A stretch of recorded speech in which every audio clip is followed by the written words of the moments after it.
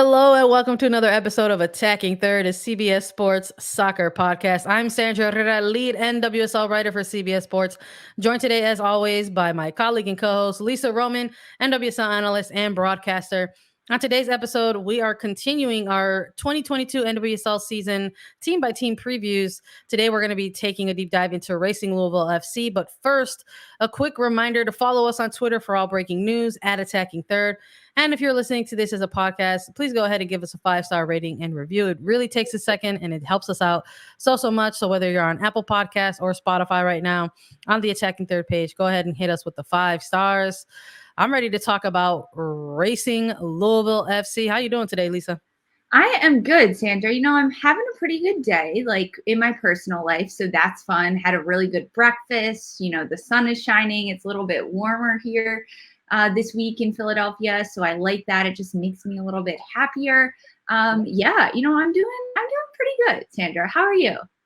I'm with it. As of our recording this right now, I gotta say the same thing. Like when you get after you go through the snow and you get like a 40-degree day, you're like, oh my God, it's so good. So that's kind of the vibe that I've got over here as well. Everything is kind of feeling a little less cold. So in that, I think it's impacting everything else in my spirits around everything else. But I'm still missing NWSL action. I'm not gonna front. Like, yeah, we're in preseason. Close.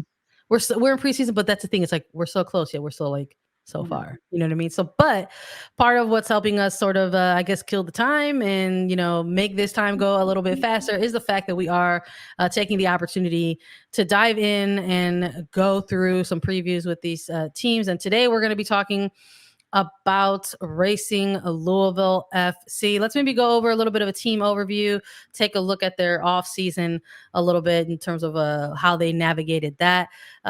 Racing Louisville was one of many teams heading into the offseason after the 2021 season that needed to fill a head coaching position. They operated really that main second half of their season with an interim coach, right, with Mario Sanchez, and then at the conclusion, and even closer to the conclusion, really not at the conclusion of the 21 season, there was already mentions that there was not going to be a transition from the interim head coach to an actual head coaching position, that, an ongoing search would actually be taking place for Racing. Well, Mario Sanchez, he runs the youth program. He's like, hey, I got a job. Yeah, right? he wasn't looking for this role. He just graciously stepped in at the end of the 2021 season. Hey, it's a good energy to have. Most people are maybe trying to see like if they could get their hat in the ring. That was not the case here, but it was kind of cool the way this announcement kind of came to life a little bit in terms of the new head coach for Racing Louisville. There was a little bit of an introduction video. They had some players putting their faces on it. If I recall correctly, it was Gemma Bonner at one point, and Nadia Nadim, Shannon Matthews. So they were all together introducing their new head coach. And in December of 2021, they announced UEFA Women's Champions League experienced coach and Kim Björkegren. So excuse me if I didn't get that one correct, but it was really cool to sort of maybe see the enthusiasm, right, that players had around someone finally being named to this head coach position. So I think right away, going to be some work there to try to improve on what Racing Louisville did last year. Because when we're looking at last year and their Racing Louisville's finish in 2021, out of 10 teams, they ended up number 9 overall. So we're talking second to last on the NWSL table, a 5-7-12 record. And after taking a little bit of a look at their season overall, we did do an episode back in December about our way too early power rankings, and we did give them a low ranking in light of 12 clubs now being introduced to the side. So even then, without all the information that we now have in front of us, we did give them a ranking of number 11, I believe, if memory serves me correctly. Yes, 11. It was kind of based on the changes that have happened and how they looked in the 2021 season, a new coach coming in. There's so many factors that go into play with this. And I honestly, having a new coach isn't even that big of a factor because it feels like so many of these teams have new coaches for 2022, but it's a young team. And we'll get into the roster for Racing Louisville, but there's a lot of young players. Yeah, for sure. I mean, when we're looking at taking a look at the additions that came into play versus the losses, right? We've been doing that a lot on our previews, and we're going to break that down here in terms of actual breakout roster signings for Racing Louisville. You said it, Lisa. There's a lot of new faces in the folder. We're talking about 5 draft picks, right? That they've got a lot of enthusiasm about. Probably starting with that number 2 overall draft pick in the 2022 NWSL draft with Jalen Howe from FSU, also having an additional pick in that first round draft pick, and snatching up a player in the midfield like Savannah DeMello out of USC.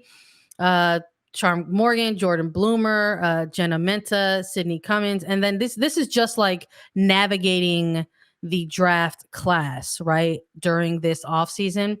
But then another really big signing came through for this club, and they engaged in a trade with North Carolina Courage, and they went ahead and received Jessica McDonald. So trying to bulk up their front line there a little bit with some more NWSL experienced forwards with on their team here. So in terms of the losses, when we're looking at the most detrimental, perhaps biggest losses for Racing Louisville within these trades, within a double expansion year, they ended up trading away Savannah Mccaskill to Angel City, Yuki Nagasato back to the Chicago Red Stars. They lost Michelle Betos. They waived her, and within this, early during their inaugural season, engaging in a trade with Angel City for ultimately the rights to Kristen Press, which they had obtained through their own expansion draft, right? So when we're looking at the additions for this squad moving into 2022 versus some of the losses that they had, I think for me, when we're trying to level this out or trying to strike the balance, if there's more pros or cons versus one or the other, I'm not too sure if perhaps the additions are going to outweigh the losses. And we're looking at this, especially considering Racing Louisville's position in that they entered the league last year as one of the new expansion sides themselves, right? So this is a new year where they're going to have a second year in the league. But when we're looking at those breakout roster signings, it's a ton of new faces.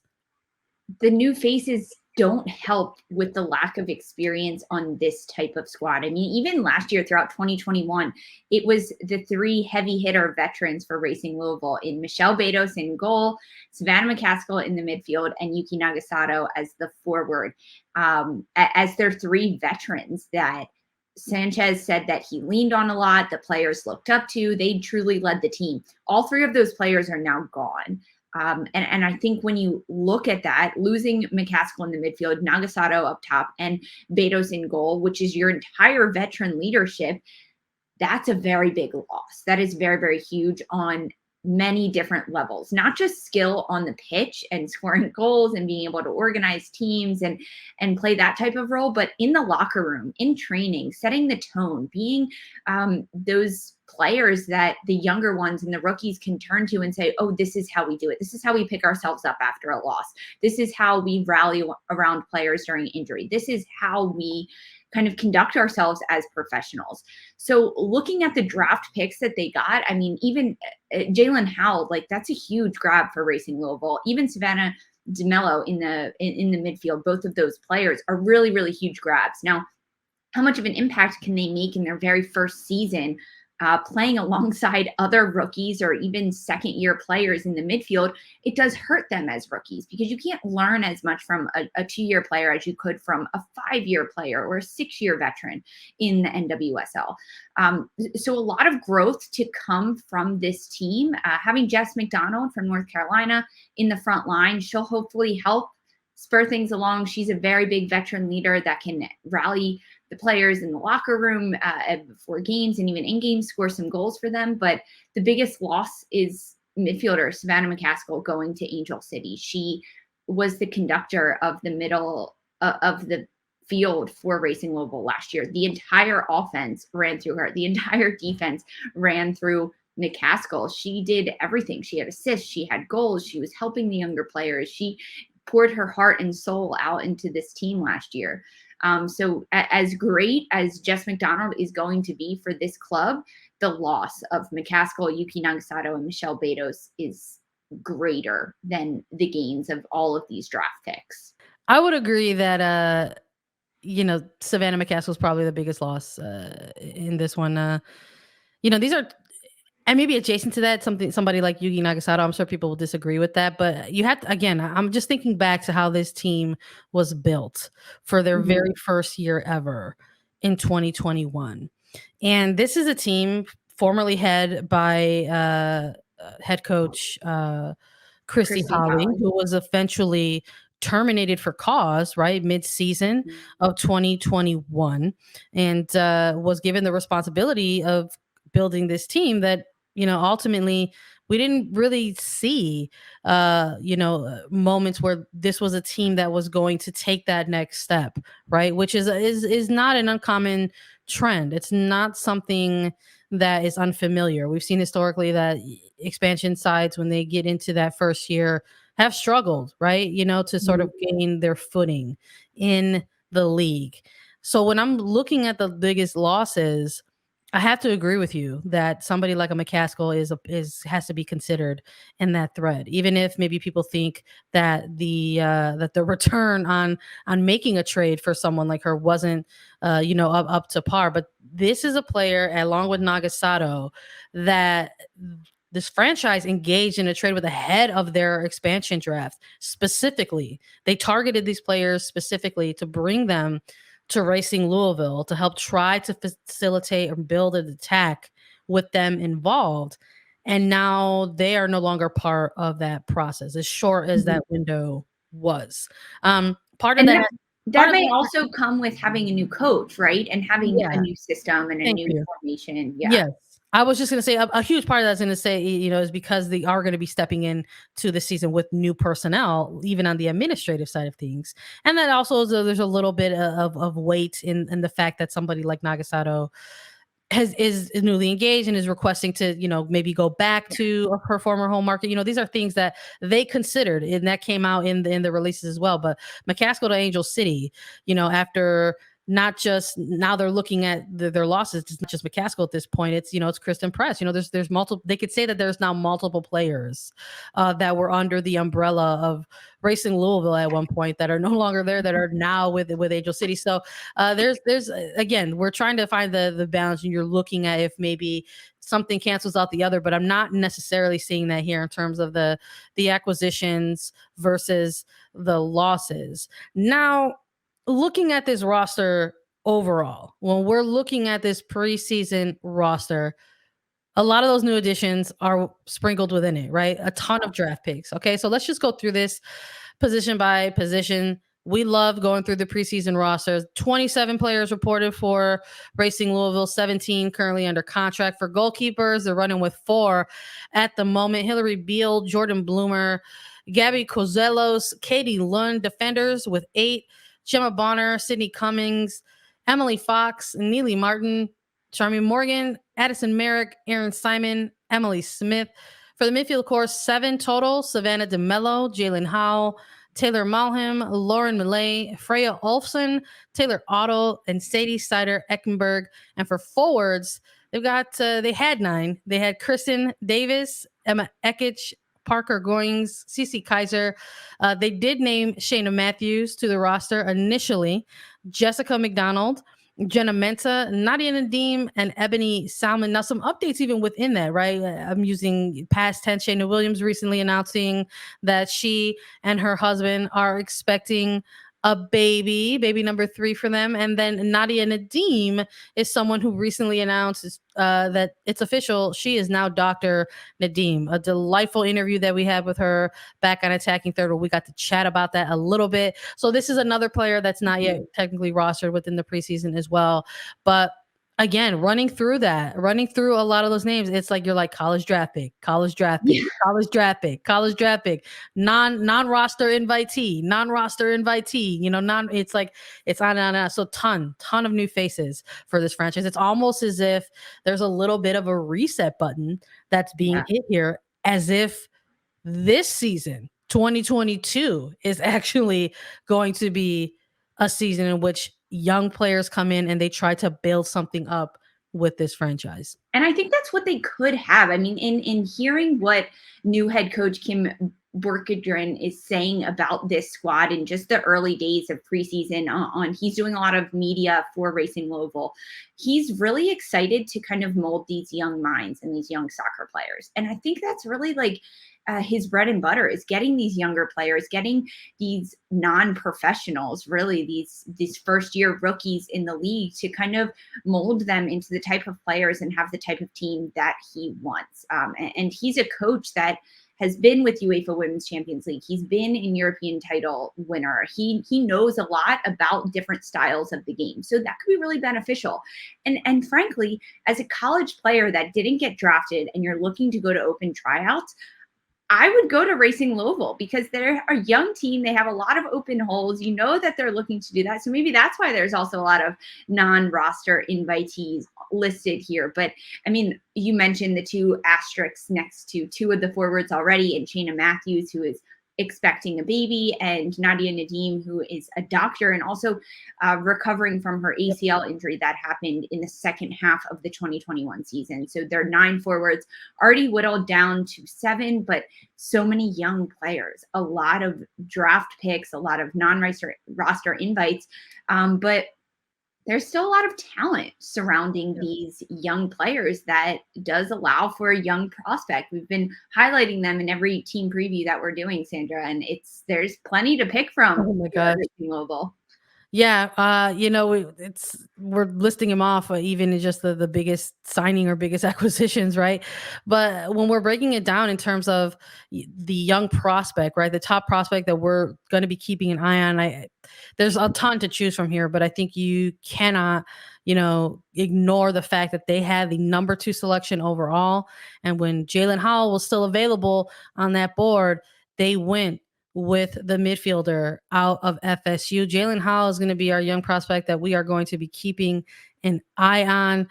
Someone who's been spending some time in U.S. national team camps throughout the off season. Recently was not named to the She Believes Cup roster, but hey, that just means that there's going to be more time for her with this club in preseason, quite frankly. And Jaylen Howell was a college player in the draft that could have gone number 1. It was between her and Naomi Girma, really going back and forth in San Diego, having the first overall pick. They went the defensive route with Naomi Girma, which allowed for Racing Louisville to pick up Jaylen Howe, which is such a huge grab. She's a defensive midfielder. She'll sit in that 6th position.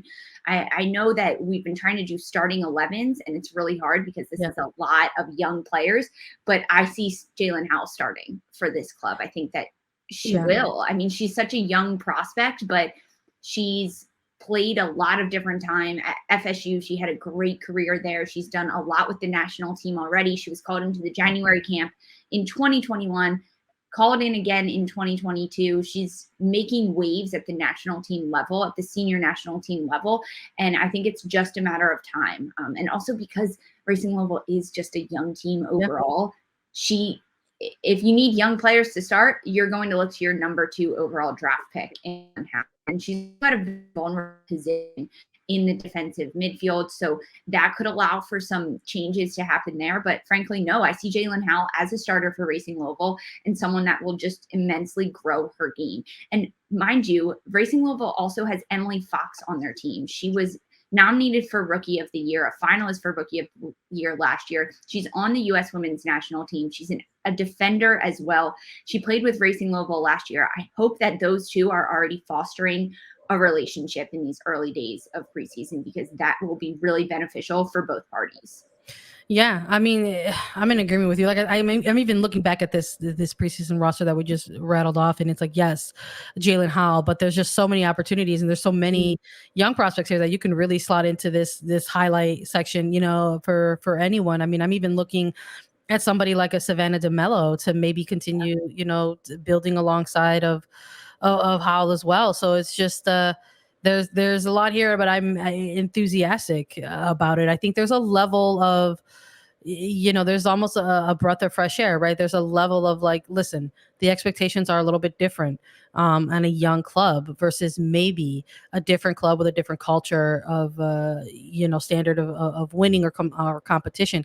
It really does feel like this is just sort of the beginnings of things, right? Versus like having to start all over. In terms of this roster, though, where are they going to get that experience from, right? There's that other angle of that. There's the other angle of like, who's the veteran, who's going to be that player perhaps that these young players look to, both on, off, and off the pitch. There's a level of learning that takes place, yes, like on the pitch, but there's other things with that come into play when you're learning to be a professional, right? So who's that going to be? And they did make a trade for somebody like a Jessica McDonald, right? But this is going to be her first season with this club specifically. So she is somebody that they can go to, for advice or for leadership by example in terms of navigating the world as a professional. But I think in terms of an essential like experienced player for Racing Louisville specifically, they probably will be leaning on somebody like Gemma Bonner. This is someone who was part of this team during their inaugural season, still has the memories, right? They're still fresh, those fresh memories of having to go through a real grind of a season in 2021. And she's also someone that has similar experiences to McDonald in that, being playing at an international level, right? As alongside being someone who is a reliable player for clubs. So I absolutely think when it comes to that essential experienced player that Racing Louisville is going to need to lean into or lean on, it's going to be Gemma Bonner for 2022. It needs to be defender Gemma Bonner. The English international has so much experience, and she was there last year. I mean, Jess McDonald can only do so much she's been in the league since its first season in 2013, and she's been with an expansion side technically in North Carolina. She started when North Carolina started in the NWSL back in 2017, but this is a second year for Racing Louisville. They didn't have the best season last year. Jess McDonald is also at a different point in her career than she was in 2017, and that changes things. So it needs to be Gemma Bonner, especially as a defender. She can help lead and organize in the back line. She has so much experience. If she can find that relationship with all these young draft picks, though, right? Like sometimes it's a little bit harder to relate to someone that is 10 years older than you, Bonner being a 30-year-old veteran in this league. But she needs to be able to make those connections and do that. So yeah, they're going to be leaning on a young player in Jaylen Howell and also Gemma Bonner to step up and kind of grab this team by the reins and see who can take control of it. In terms of an international spotlight for this team, we mentioned in prior previews that this season is going to be full of all different types of World Cup qualifier events that all teams in some capacity could potentially be impacted by that. So maybe we could still see somebody like Bonner, right, in this role as well. Potentially having to deal with absences from the team for international duty.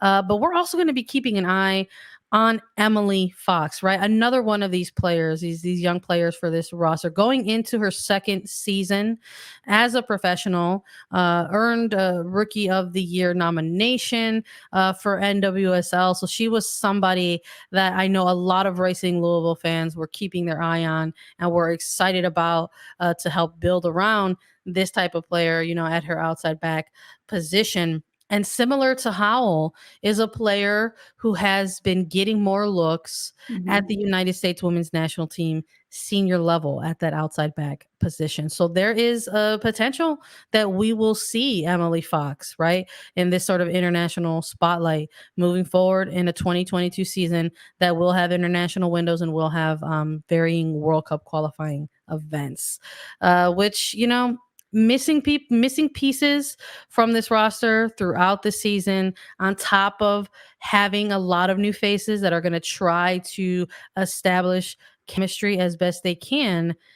The combination of those two things is probably what's going to lead us to our biggest burning question, right, for this team ahead of the 2022 season. And it's just simply, can this team improve on last year?